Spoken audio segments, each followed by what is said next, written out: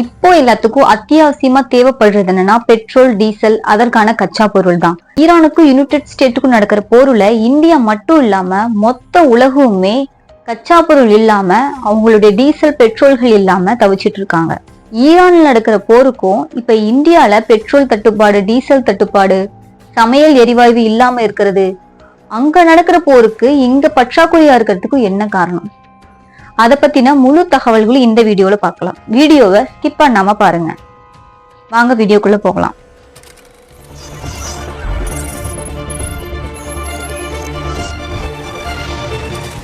First இந்த பிரச்சனையை பத்தி பேசணும்னா, ஒரு 2 வருஷத்துக்கு முன்னாடி இல்ல, பல வருஷத்துக்கு முன்னாடி ஹிஸ்டரியை புரட்டி போட்டா மட்டும்தான் இதை பத்தி. மத்திய கிழக்கு பகுதியில எப்போதுமே ஒரு பதற்றமான நிலைதான் நிலவிட்டு வரும். அதாவது ஈரான் பொருளாதார ரீதியாகவும் ராணுவ ரீதியாகவும் ரொம்ப பலமான நாடுன்னு தான் சொல்லணும். அந்த ஈரான் நாட்டுக்கும் யுனைடெட் ஸ்டேட்டுக்கும் ரொம்ப நாளாவே தள்ளுமுழு, சண்டை, நிறைய பொருளாதார நெருக்கடிகள் இதெல்லாம் இருந்துகிட்டே தான் வருது. இது எங்க இருந்து ஆரம்பிக்குது?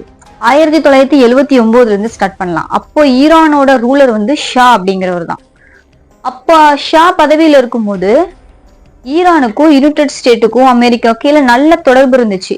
அப்ப மக்கள் என்ன பண்ணாங்கன்னா, போராட்டம் பண்ணி அவர் பதவியில இருந்து நீக்கிட்டு வேறொரு ஆட்சி முறையை கொண்டு வந்தாங்க, வேறொரு தலைவரை கொண்டு வந்தாங்க. அது முழுக்க முழுக்க எப்படி இருந்துச்சுன்னா, இஸ்லாமிக் ரெவல்யூஷன் மாதிரி இருந்துச்சு.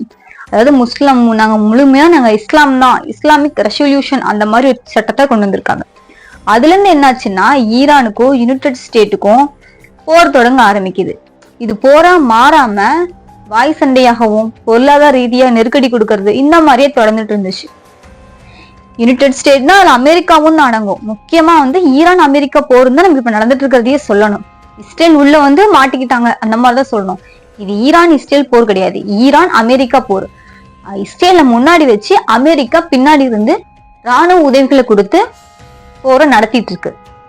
இந்த பிரச்சனை கொஞ்சம் கொஞ்சமா பெருசாகி இப்போ ரீசெண்டா நிறைய டைம் பேச்சுவார்த்தை நடத்திருக்காங்க. அது என்னன்னா, ஈரான் என்ன சொல்லியிருக்காங்கன்னா, நாங்க நியூக்ளியர் வெப்பன் வச்சுக்க மாட்டோம், ஆனா நியூக்ளியர் டெக்னாலஜி பத்தி நாங்க ரிசர்ச் பண்றோம், எலக்ட்ரிசிட்டி ப்ரொடக்ஷன்ல ஹெல்ப்ஃபுல்லா இருக்குன்னு சொல்லி ஈரான் சைட்ல இருந்து சொல்றாங்க. ஆனா யுனைடெட் ஸ்டேட்ஸ் சைடும் அமெரிக்கா சைடும் என்ன சொல்றாங்கன்னா, நீங்க நியூக்ளியர் வெப்பனை கிரியேட் பண்ணி வச்சுக்குவீங்க, அது பின் காலத்துல எங்க நாட்டுக்கே ஆபத்தா முடியும், நியூக்ளியர் டெக்னாலஜி பத்தி எந்த ரிசர்ச்சும் பண்ணக்கூடாதுன்னு யுனைடெட் ஸ்டேட்டும் அமெரிக்காவும் ஈரானுக்கு எச்சரிக்கை விடுக்குது. ஆனா ஈரான் சைட்ல இருந்து நாங்க அந்த மாதிரி எந்த நாட்டு மேலேயும் போர் தொடுக்க மாட்டோம், இது முழுக்க முழுக்க எங்களுடைய டெக்னாலஜிக்காக மட்டும்தான் ஈரான் சைட்ல இருந்து சொல்லியிருக்காங்க.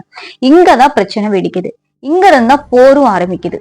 சரி, ஈரான் அமெரிக்கா போருக்கும் ஆயில் டிமாண்ட் ஆகுறதுக்கும் என்ன சம்பந்தம் இருக்கு? அதாவது இந்த உலகத்துல இருக்க மொத்த ஆயில் பர்சன்டேஜ்ல ஒரு 20% ஆயில் மிடில் ஈஸ்ட்ல இருந்தா வருது.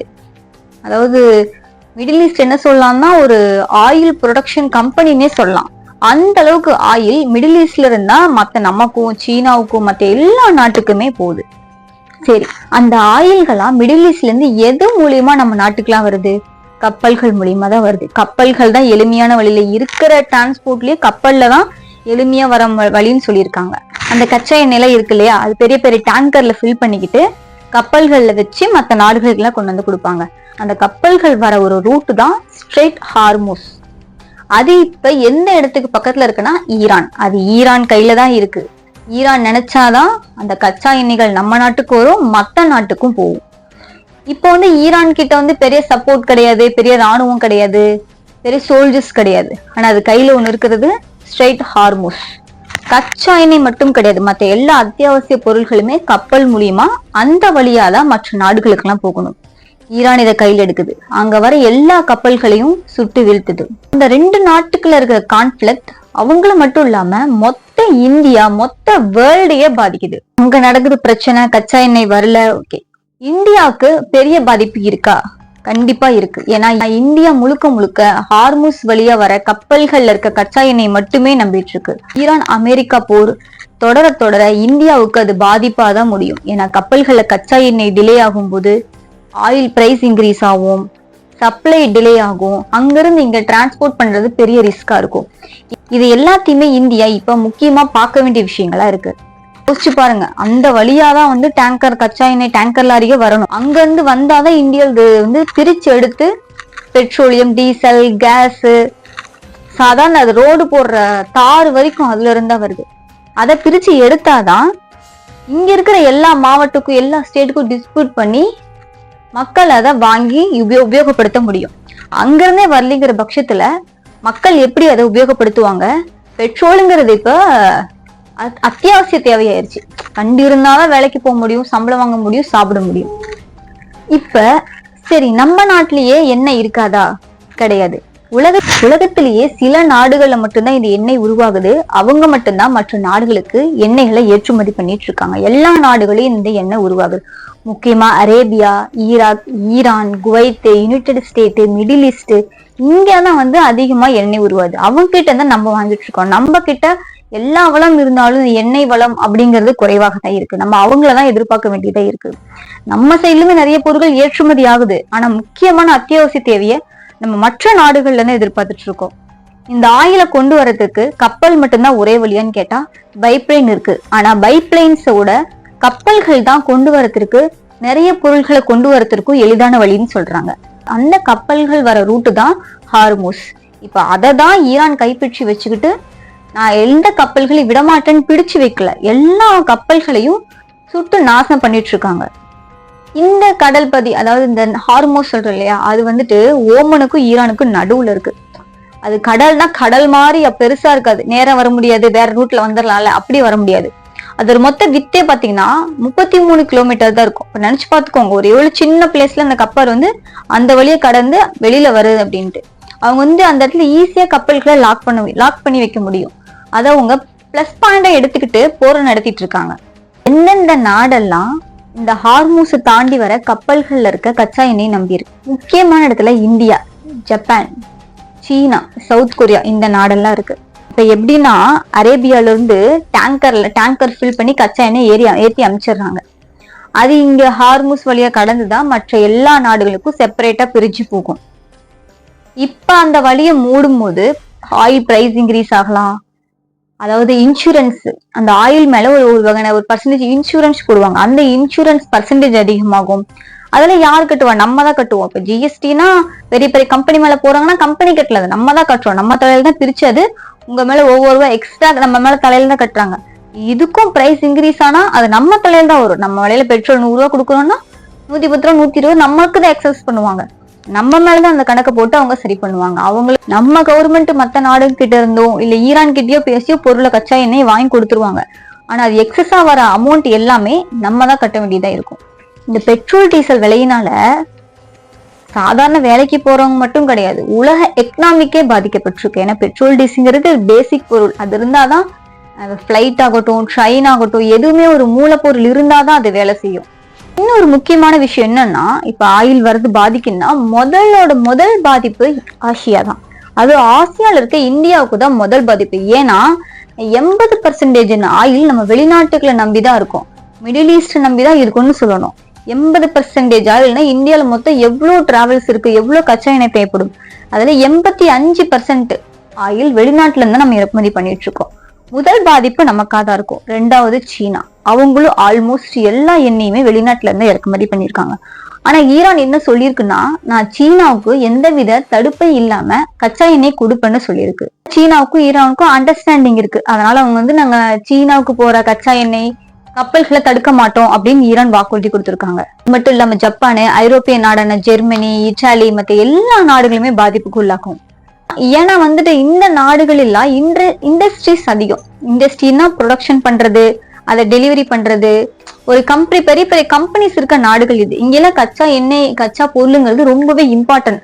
இப்ப ரீசெண்டா என்னன்னா இண்டஸ்ட்ரி எல்லாம் க்ளோஸ் பண்ணிட்டு இருக்காங்க. ஏன்னா அங்க ஃபுட்டு தயாரிக்க கேஸ் கிடையாது, ப்ரொடக்ஷன் பண்றதுக்கு மூலப்பொருள் கிடையாது. டாடா கம்பெனி, நிறைய இண்டஸ்ட்ரீஸ் இப்போதைக்கு தற்காலிகமா க்ளோஸ்ல வச்சிருக்காங்க. நம்ம சின்ன சின்ன இந்த ஊர்லயே எஃபெக்ட் தெரியுதுன்னா, பெரிய பெரிய நாடுகளையும் சீனால, ஜப்பான்ல எவ்வளவு பெரிய இண்டஸ்ட்ரீஸ் கம்பெனி இருக்கு, எவ்வளவு எஃபெக்ட் ஆகும் அங்க வரைக்கும்.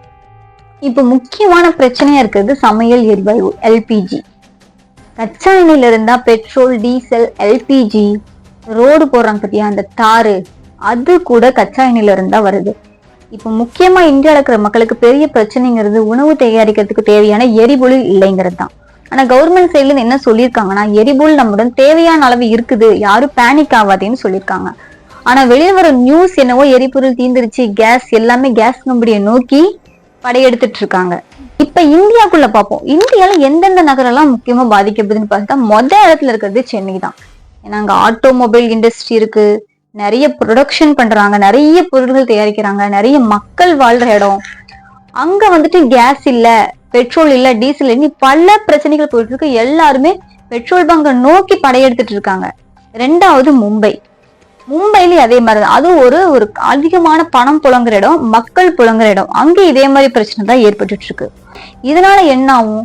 டிரைவர்ஸ்க்கு வேலை இருக்காது, டாக்ஸிஸ் எல்லாம் நிற்கும், ஆட்டோக்காரர்களுக்கு வேலை இருக்காது, ஒளி கேஸ் பெட்ரோல் இயங்குற எந்த வண்டி இயங்காது, வண்டி லாரி எதுவுமே இயங்காது. லாரி தான் ஒரு பொருளை இங்க இருந்து அங்க கொண்டு போறதுக்கு லாரி தான் உபயோகமா இருக்கும். இப்ப டீசல் இல்லைங்கிற பட்சத்துல எந்த வண்டி இயங்காது, எங்கேயும் ப்ரொடக்ஷன் நடக்காது, மக்கள் சம்பளங்கிறது பாதிக்கப்படும். இன்னொரு வகையில சொல்லணும்னா அது இன்னொரு மினி கொரோனா தான் இதை சொல்லணும். டெல்லி, கொல்கத்தா, பெங்களூர் பல ஸ்டேட்ஸ் இதனால பாதிக்கப்படுது. மொத்தமா இந்தியால இருக்கிற எல்லா பீப்புள்ஸுமே பாதிக்கப்படுறாங்கன்னு தான் சொல்லணும்.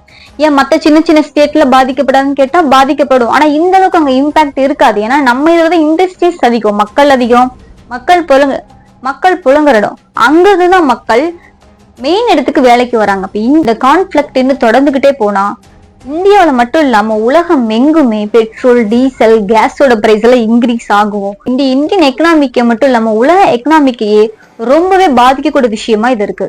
இது இப்படி தொடர்ந்துட்டே இருந்துச்சுன்னா பிரைஸ் இன்க்ரீஸ் ஆகும். அதுக்கு வாங்குறதுக்கு மக்கள் இருக்கணும், அதுக்கான பொருளாதார வசதி இருக்கணும். மொத்தமா இது ஒரு விஷயமா சொல்லணும்னா மிடில் ஈஸ்ட்ல இருக்க நாடுகள் அதிகமா எண்ணெய் வச்சிருக்க நாடுகள். நம்ம அவங்கள எண்ணெய்க்காக எதிர்பார்த்திருக்கும் நாடுகள். அவங்க அங்க சண்டை போட்டுக்கிட்டாங்கன்னா நமக்கு இங்க பாதிப்பாகும். டைரக்டா பாதிப்பாகாது, ஆனா இன்டைரக்டா நம்மளும் அந்த போர்ல இருக்க மாதிரி அர்த்தம். இப்ப ரீசன்ட் நியூஸ் என்னன்னா, ஈரான்ல இருந்து ஒரு கப்பலை விடுவிச்சுட்டாங்க. அது மும்பைக்கு சேர்ந்துருச்சு. அது கூடிய சீக்கிரமே அது கச்சா எண்ணெயா வந்திருக்கு. கூடிய சீக்கிரம் பெட்ரோல், டீசலா, கேஸ் தான் மக்களுக்கு கைக்கு கிடைக்காது. தொடர்ந்து கப்பல்கள் அவங்க வெளியிடுவாங்களா, இல்ல போர் நடத்துவாங்களா, நம்ம கப்பல்கள் மேலேயே அவங்க போர் நடத்துவாங்களா அப்படிங்கறத வெயிட் பண்ணி தான் பார்க்கணும். போரை பத்தி Iran, Israel, America, United state இந்த போரை பத்தி உங்களோட ஒப்பீனியன் என்னன்னு கமெண்ட் பண்ணுங்க. இன்னொரு அடுத்த உண்மை சம்பவத்துடன் உங்களை சந்திக்கிறேன். நன்றி.